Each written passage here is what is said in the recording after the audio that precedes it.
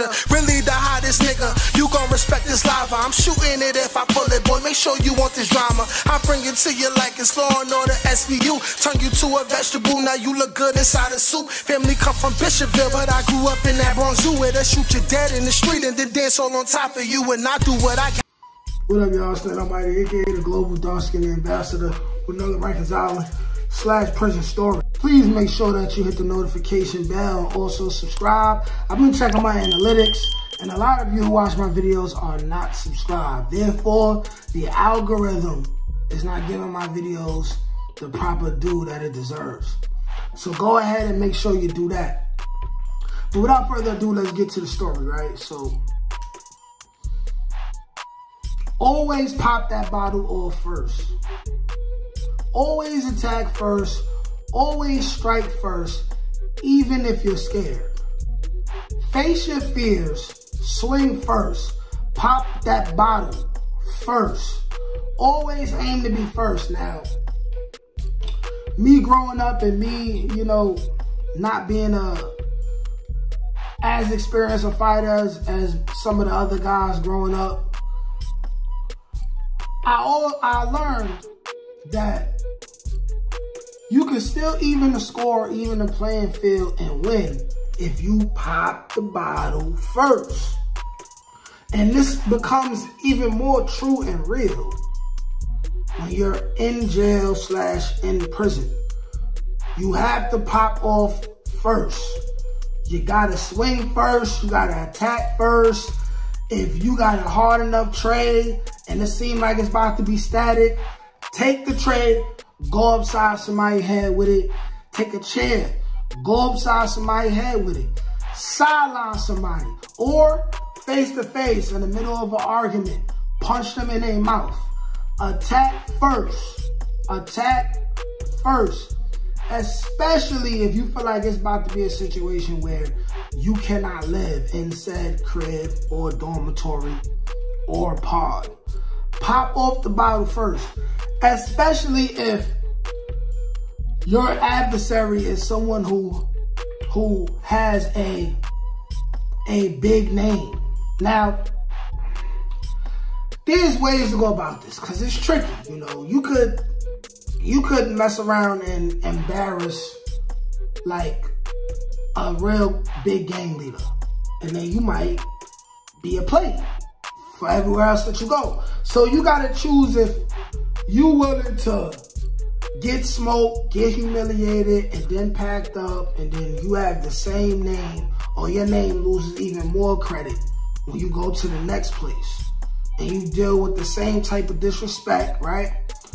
Or you could put it all on the line and say, hey, listen, this ends here. If I'm going to be known for anything, it's not going to be for getting smoked. It's going to be because I got smoked for popping it off on somebody who was known as being tough. Because here's the thing about tough guys, right? Tough guys and bullies, they rarely get punched in the face, for real. So a lot of them, you know, they talk a lot. They make a lot of threats, a lot of empty threats.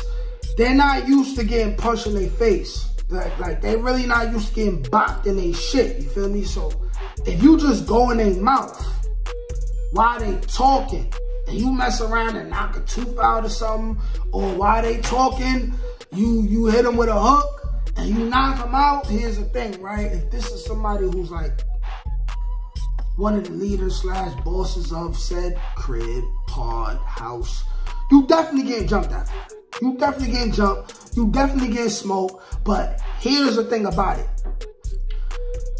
Being that you're guaranteed to get smoked anyway, right?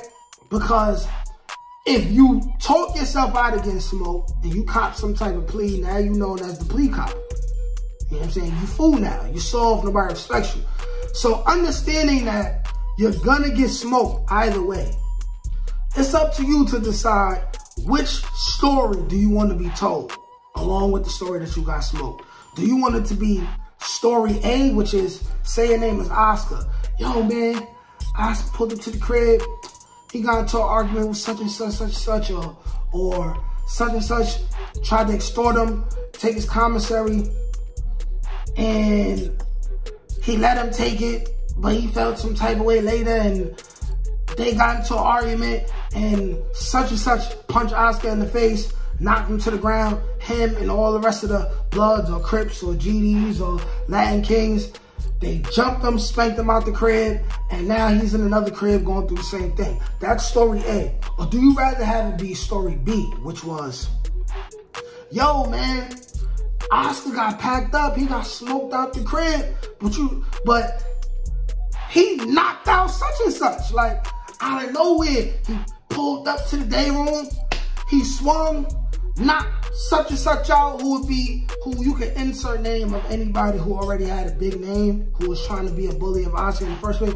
Yo, man, Oscar knocked son out, and he was stomping him out, and then by the time, you know, the rest of the goons caught up to him, dude who Oscar knocked out was on the floor holding his jaw, lip was bleeding, you know what I'm saying? Yo, Oscar's official.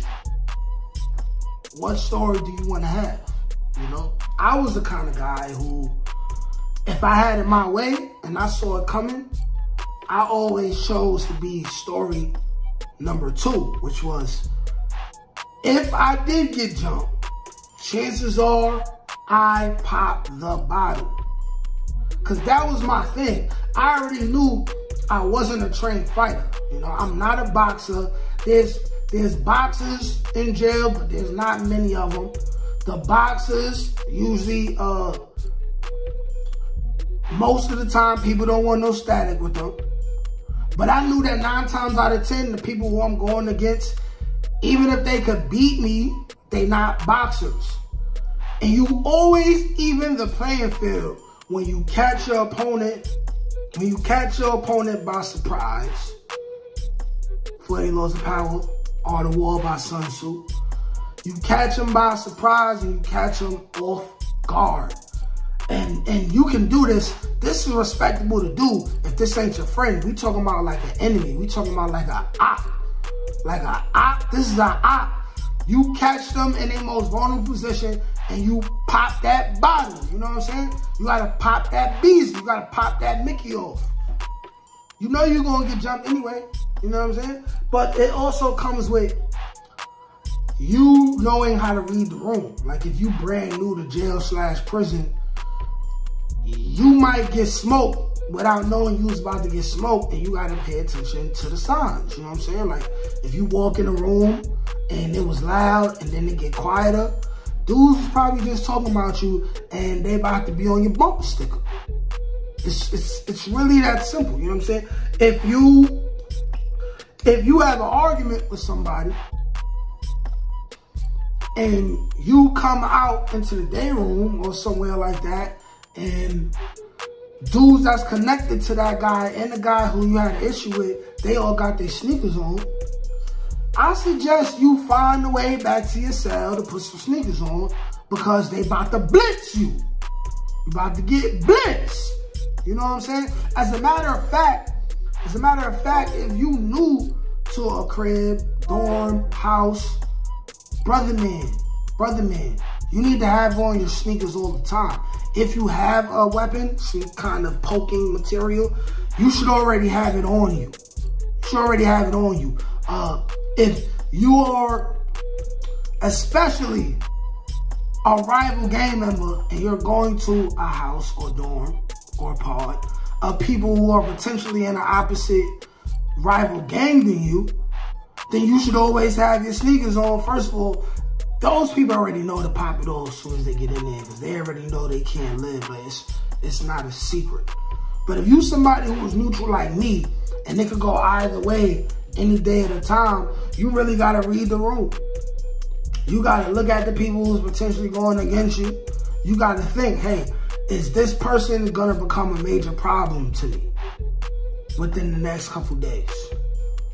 Do I really see myself staying here for longer than the next 24 hours? You really got to assess that situation yourself, and you got to decide, hey, do I want to pop the bottle right now?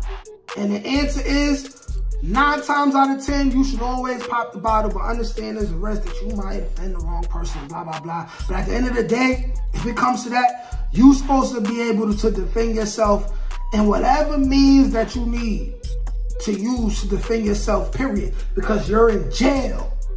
You're in prison. And here's the thing. Swallow your fears. I'm talking to you if you end up going to prison.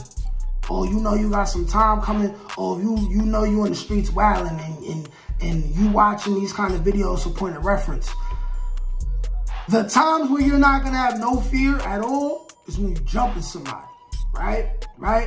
But when it comes to you getting jumped, it's a different kind of fear that you never felt in your life. This is really like fight or flight mode. Like, you can really, like, have your TV turned off. And your life could be taken away from you by mistake by being jumped. Like, you be in the bathroom and the dude hit you the wrong way. You hit your head on the sink and then you hit the floor in the back of your head. You know what I'm saying? Brain matter coming out and all that. Hey, guess what? You're two-stepping with Jesus. Like, it could literally happen that way. And you got to be prepared for it. You got to be prepared for it. You got to swallow your fears. You know what I'm saying? Me personally, I had a bit of fear in every single fight. I had more fear than others, but I had a bit of fear in every single fight. But you know what I did? I popped that bottle. I popped that bottle. Most fights that I had, I popped the bottle. I either popped the bottle without telling the dude, yo, listen, head up, let's go. I either popped the bottle on some random because I wanted the advantage, because either somebody who I know they gonna jump me and they got a bunch of people with them, so I need to catch this one person who I dislike the most off guard, or it was somebody who I challenged them to a fight and they was bigger than me, and immediately as soon as the fight start, I'm swinging first. Now that don't always work. Like, I tried it with the Pacquiao guy who ran the whole entire floor building for Pacquiao. I swung first, hit him, he ate it, and then he proceeded to beat me up.